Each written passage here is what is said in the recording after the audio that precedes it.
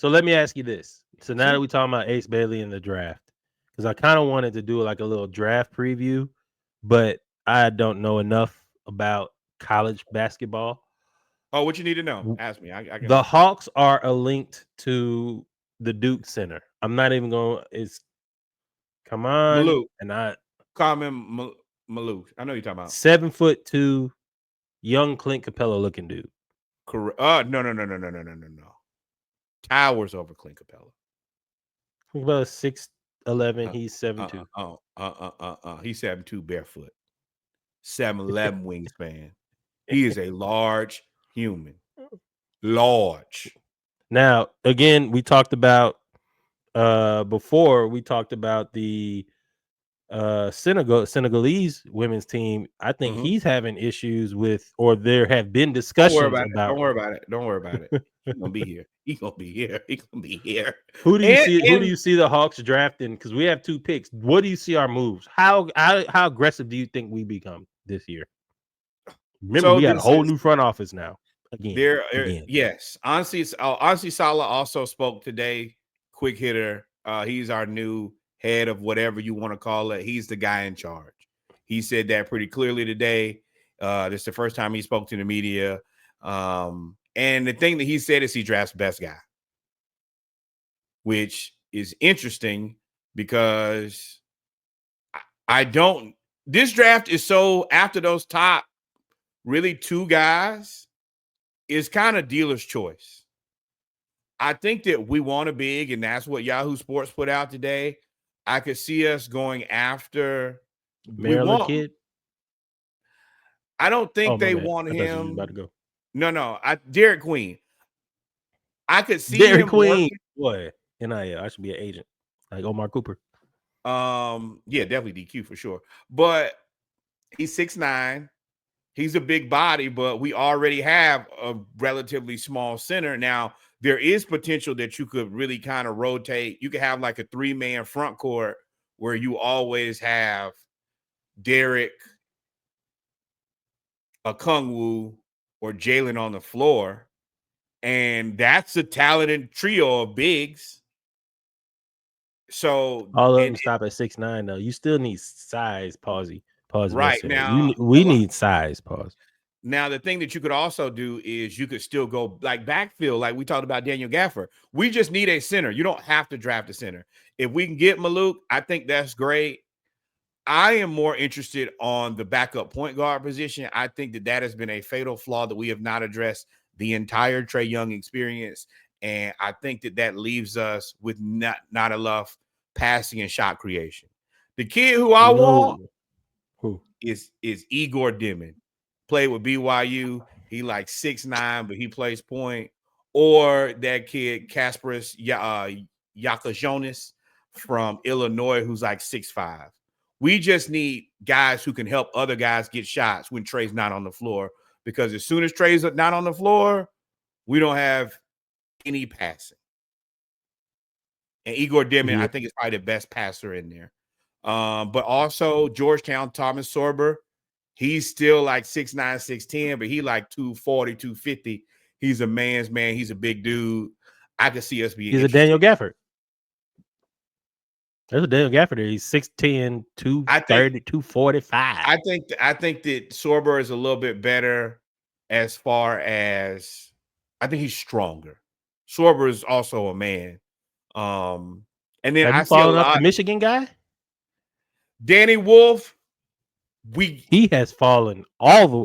They were talking about him like he was gonna be a lottery pick, and then they just have stopped talking Well, about Danny Wolf. the reason that I fell off is I think that he's actually going to go to OKC. I just see it. I see it. It makes perfect sense. Yeah, and then Hartenstein, they re-upset Right. Hartenstein, go get another contract somewhere else, Exactly. and And you then you slide just Danny have Wolf these right there. hubs, right, who can pass the ball. And you're like, all right, well, Danny, you can be tall and you can play center on offense and you can play power forward on defense. So I've given that up. And I just know that they're going to take a large international Human. player. Yes. I also Ooh. I've also started to like the idea of Colin Murray Boyles as like he's like 6'8", 6'9", but he's a strong defender who can dribble the ball. I which is I what we need. didn't, yeah, I didn't love him, but specifically looking at, he's very similar to Jalen, that he can dribble and kind of move the ball forward. And unfortunately, Jalen just being hurt for 2 seasons, and you could just never have that. You could never have too many guys who are 6'8", 6'9", especially he's a big body human too, and that can dribble and pass. His shot leaves a So lot you to be. moving on from Buffkin. You're moving on from Buffkin if you No, had your I'm choice. not. I'm not moving on from Buffkin because I still like Kobe, but you gotta play. I gotta have an insurance policy. In 3 And years now, I mean, yeah, and the thing about Buffkin is he's a hybrid guard. You could play him and eat. Like, I just want the team to be big. So I want Igor, because you put a 6'9" point guard in there, he can play with or without Trey because he can pass the ball. So for me, I just want additional size, or give me another. I mean, I like Murray Boyles because he's strong and he can pass the ball and dribble the ball. But size is the thing for me more than anything with the Atlanta Hawks. yeah. I can do this all And day then too. free agency, you know, we're linked to all of the centers in free agency, every one of them. We're linked to Cornette. We're linked to Miles Turner. We ain't We're getting linked to every center. We can't afford Miles. No, And we're they're not. not finna You'd let have to they're give not up Okongwu. Why would they? And no, Miles is a fan favorite. He's yeah. Rick Smiths.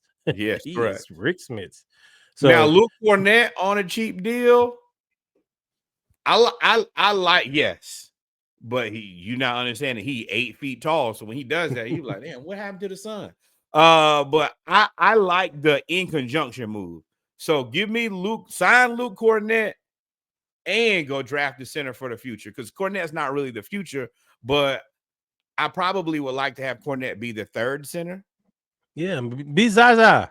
That's what Yeah. I see. Be Zaza Pachulia.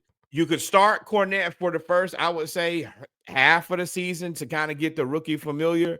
And then I would like to see, hopefully, when we go in after You're not that. starting Cornette's not starting ever. No. What I'm saying is start him. Let me clarify that. You're right. Start him in the center 2 role, the backup center role. You're right. But this is the thing. If a couple got hurt, Cornette can play center in a pinch for a couple games. So I would do that. And then, yeah, I do think that Terrence Mann, 3 years, $15 million, I might be ready to dump that. And I really I always said we signed him 3 years too late. I wanted to sign Terrence Mann like 4 years ago because I knew what he could possibly be. But we waited till he's 27, 28, 29 years old. It's like, all right now. And I want to say it's probably unfair for the expectation of him to come in and learn the system. He's only played with the Clippers his entire career, and then to be thrown into Quinn's system and be like, "Hey, figure it out." And majority of time, you had him playing out of position. You had him playing the power forward. He's like, "Bro, this ain't my job." And you got him playing with damn Don Barlow at center, who out there getting massacred.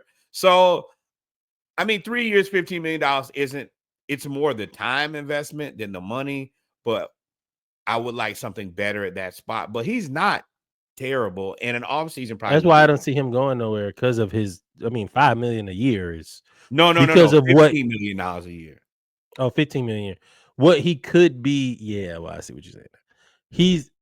If you play him in the correct role, I mean, he could be a defensive problem. Him and low key, him and Dyson were an issue when they were on the court together. They were an issue. And that would help him out if you had. I mean, after we lost Clint, we just didn't have a backup center. Larry Nance got hurt, and we was just. I mean, it was Don Barlow. They're talking about bringing Larry Nance back too. I don't hate that because Larry Nance is a guy who can play the 4 to 5. And hey, man, Larry, he was scary. Larry, y'all left him open. He hit. He was hitting them 7 threes in the game. I was like, keep shooting, bro. Larry got game high. He got right. I was like, he was still dunking on y'all too. Then he had the John Collins injury and his finger fell off, and then it all got hurt. But that's all I wanted to bring up with the Hawks. I know that the draft is coming up, and I what I really anticipate, and you never know, the draft is Wednesday. I mean, I may hop on here. You may hop on It's and just kind of see it's what is gonna going get on. shaken. It's It's this gonna be interesting tomorrow and Wednesday. It's gonna be some movement. yeah, because the Saw that Spurs movement back don't there. need another point guard. Dylan Harper is the best guy available. What the like? I mean, we're probably going to try to package those two and trade up. I don't like it because I would prefer depth. It's something we haven't had in a long time. Yeah, but we But still got Jirish. We still got Buddy down there that got hurt that was cooking. hey, we need more, and we need more. We need a backup point guard and backup center. I think if I would that's the really only reason I wouldn't trade nothing is because you need two players and you have 2 first-round picks in the role player category type spot that won't kill your bank account, and you could still go and do some moves. So if I were the Hawks, I would keep my 2 picks unless you can move up and right. get like Because the other I part don't see is where you move up. you're gonna have to pay. You're gonna have to pay Dyson. You want to pay Dyson. Let's be real. The longer you wait, the more expensive he could get. Trey, you And got to figure Trey out what you're gonna do with Trey. is And extension available. I thought they were going to extend him, but the way I Uh, listened to Locked on the Hawks podcast, because he dropped like 4 episodes in 2 days, and I said, yep. that is unnatural. Like he don't normally do that. So I went Well, and looked at Brad that. is pretty good, and I will tell y'all, listen to Locked On Hawks if you're a Hawks fan, it's great. I actually listen to a lot of the Locked On podcast, especially if we're playing somebody a couple times, so I kind They're of really get a good. feel for their team. But Brad is better than the rest of them dudes. The rest of them dudes, they talk all loud and too fast. I'm like, talk to me like you know what you're talking about. But yeah, honestly, Salah said, "Hey, me and Trey are locked in for this season."